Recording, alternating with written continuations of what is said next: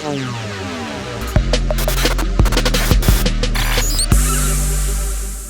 there, Amplifiers. I am Manny Torres with Growth Amplifiers, and I'm excited to have another session of our Amplified Actions show here today.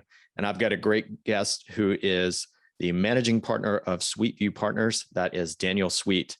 And Daniel specializes in taking healthy Texas small businesses that are ranging from $1 million all the way up to $20 million in revenue, partnering with a management team and financial partners to build a plan to take that business to the next logical level. Daniel specializes in industries such as technology, energy, and construction, and he works with businesses that are headquartered in the great state of Texas. I'm excited to welcome to the show, Daniel Sweet. Thanks for having me. I appreciate it, Manny. Well, I'm excited to get into this chat. You know, as Growth Amplifiers, we always look for ways that we can help businesses grow and scale. So you are right in line with the types of information that we like to share with our clients and our audience. So can you give me a little bit more information about you and your business? Sure. So basically what we do is we partner with a wide variety of folks to acquire these Texas-based businesses. Usually they are businesses that we're acquiring from the founder. And they a wide variety of ages, but we acquire those businesses, we put in a new leadership team, and we augment that team and infrastructure, because usually at a certain point, the going from 0 to 1, the founder who did all that work is now going to be standing in the way of getting from 1 to 2, because you've got to do things a little differently. So we specialize in that 1 to 2 frame, where we can take that business, put in processes and procedures, put in professional sales organization and marketing, and grow that to the next level. Well, it's like they say, what got you here is not necessarily going to get you to where you want to go. Exactly. So that's great that you're able to help those businesses, get that structure. Now, in the bio intro that I provided, we talked about some of your niche industries. How did you choose those niche industries that you like to work in? So realistically, we did the lazy way. There are 3 principals, including myself, and each of us has a background in one of those industries. So I spent 27 years in the technology industry, one of the guys in energy, one of the guys in construction. So we've both have an in-depth knowledge of that industry ourselves and a pretty good Rolodex of folks we can call on to put into those leadership positions. Well, that's great. And it really helps quicken the pace, right? Because if you understand an industry, you understand their challenges, it makes it a lot easier for you to speak their language and, get to the root of the challenges right off the bat. What would you say are some of the benefits that, you see when you work with a business that has already defined their niche or their ideal customer? How does that help you as you come in to help them grow? So usually when they've already done that piece of the definition and they've been successful at it. So we're taking an 18 or 20-year-old company. So they've been around that long, so they've been successful. Having that in place helps us to quickly put in a sales and marketing team that can push them to the next level. We already know what's being sold and what everybody is raving about, because otherwise they wouldn't be coming back over and over again. Now we just need to tell new people about it. And that there's a lot of pent-up sales in a lot of companies, the ones we acquire certainly, but probably the ones a lot of your listeners are operating are similar. The next step is just telling more people about it and putting in those teams. Right. And, when we work with business owners, that's the first thing that we talk about is knowing who you're speaking to, because that way the message that you're putting out there aligns with what that person's looking for, and it becomes a very personal conversation versus a very bland conversation that's generic that most businesses tend to push out there. So as you've got their ideal niche, that you've identified who they're speaking to, and you start to come in with your team, how do the systems that you help them implement help increase the value of their business?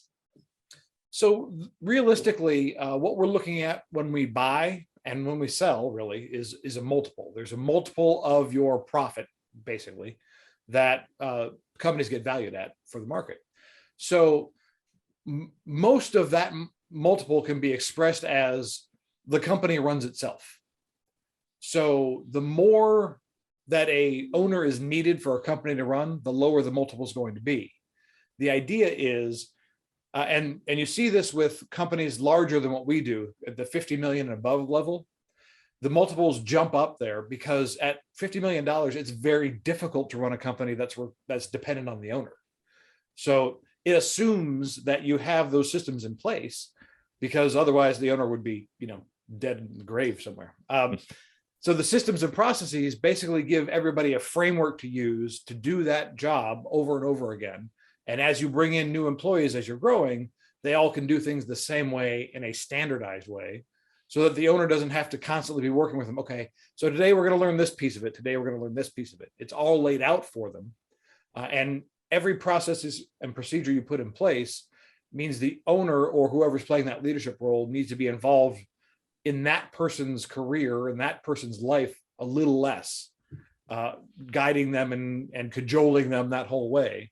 They've got a standardized way of doing it. And so now they know what to do, and they just need the help with the how. Hey there, this is Kenny from Growth Amplifiers, here to ensure you get your awesome ideas into action to grow and improve your business and achieve your full potential. Take the first step by visiting growthamplifiers.com and clicking the Start Here button. Take the assessment to get your personalized score. Then select from free resources to learn how to improve your score. Don't wait. Be proactive and take action now by visiting growthamplifiers.com and clicking the Start Here button. And always keep on amplifying. Now, let's get back to the show. That's wonderful. And we see that a lot with business owners. It's their baby. They've started up. They feel tied to it, and they feel no one can do it as well as they can. Do you have any tips for those business owners that maybe they understand that they should be implementing these systems, be delegating more, bringing in, building that team, how they can kind of pry their hands off those day-to-day activities that they've been stuck in? Because we see a lot of times they know what they should do, but actually doing it is the hard part. And they get caught. They're working, 60, 80 hours a week because they just can't let it go. Do you have any tips for how those business owners can pull themselves out of that situation? Well, stop it. So generally speaking, one of the first things that we would encourage other owners to do is to actually make a list of all the stuff they do. And the easiest way to attack it, in our experience, the easiest way for an owner to attack it is kind of list them in the value of what they add. So start at the bottom of the list, the things that are the least value but have to be done. Those are the easiest for you to hand off to somebody else. And keep moving up the chain to figure out where your value ought to be and what that line is, so that everything below that dollar value needs to go to someone else. And if they think about it that way, it helps them consider better other people can do this. Now, are they not going to do it as well as the owner? It's extremely possible. However, if it's a $20 an hour task, so what? The $20 an hour person may take, 1.5 times as long as the owner did, but the owner doing it is the most expensive person in the organization doing the work. So if they think about it as $1 per hour for tasks, it helps them separate from it a lot better. In the end, honestly, it ends up, you've got to trust your people, and you've got to be able to hire people you can trust. Until you get to the point where you can trust them, it's going to be tough to give up anything. But doing it this way it provides a different way of thinking about the tasks that makes it easier. Yeah. And I think the great thing about what you spoke about, it was starting with the lower dollar amount tasks, is you build that snowball effect, right? Because you understand that, hey, this is something that even if they mess up, it's not going to ruin the business. And then you get comfortable with that. And then they probably feel that pressure relieving from themselves where, hey, I've got some extra time. Now I can focus on some of these strategic partnerships, some bigger deals that maybe I didn't have time to deal with previously. So I'm sure the business owners that you work with, they feel that transformation where they start to feel their life come back to them, and maybe they are re-energized. Would that be a good characterization? Yeah, it absolutely does happen that way. They sometimes are unfamiliar with the feeling of extra time, since it's been 10 years since they had any. But once they get used to it, it's pretty refreshing. Yes. Yeah. And it's challenging because we see day in and day out these business owners that are kind of stuck in that situation. And if you're out there listening right now, take these words to heart. Find that first thing that you can start to delegate so that you can start to free up some time so that you can open that space so that your business can grow, because I think that's what's really needed with a lot of small businesses, right? Nowadays, especially coming off of COVID and the pandemic, where maybe they were stressed out with people in and out and lack of labor, but having these systems will make it that much easier as you start to, ramp back up the business. Absolutely. Absolutely. Daniel, can you tell me a little bit about who the perfect person out there would be that may want to reach out to you? Maybe they've got that business in Texas. What does that business look like, and what situation are they in that would make a great time for them to reach out to you? So usually the folks that we talk to with the most success are folks that have been doing that business, whether it's like you're saying, technology, construction, energy, whatever it is.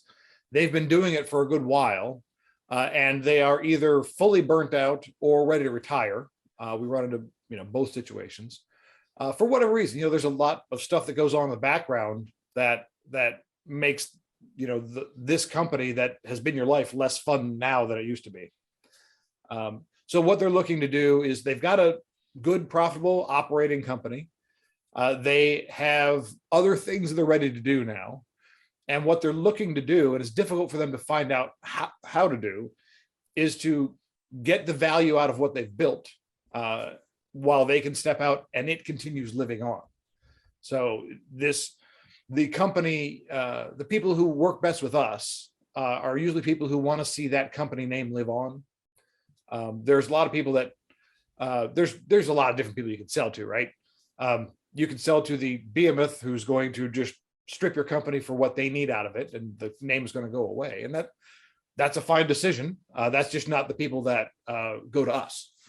We work with that company to continue to grow the brand and grow the company with the people that are in it, and give them a future after the original owner. I love that. So instead of just selling the business and kind of losing all the equity that they put into it, they're actually building a legacy, something that they can be proud of, something that they can still have an involvement with, and they can see their vision grow. So I think that's a great way for a business owner that's put all that sweat and tears into their business to see it come to fruition, maybe even go somewhere they never even thought was possible. So I think that's a wonderful, thing that you're able to help your clients with. Daniel, what's the best way someone can reach out to you if they have that business and they're ready to speak to you to see about what that looks like? How can they get in touch with you? The simplest way is you can go to the Sweetview Partners website, and there is a contact us that will set up a Zoom call just like this on our calendars. Or you can just email me directly at dsweet@sweetviewpartners.com. Either way, it'll get to us, and we can absolutely set up a conversation. Excellent. Daniel, thanks so much for spending some time with us today. And if you're out there listening and you've got that business that is growing and you're looking for that exit plan and you're ready to speak to someone, make sure that you visit sweetviewpartners.com, reach out to Daniel, set up a time to chat, and see how he can help your business scale to the next level. Thanks a lot, Manny. I appreciate it. To show your support, take a moment to amplify this message by sharing it online. To connect with me or gain more business growth insights, visit www.growthamplifiers.com. Thank you for your support.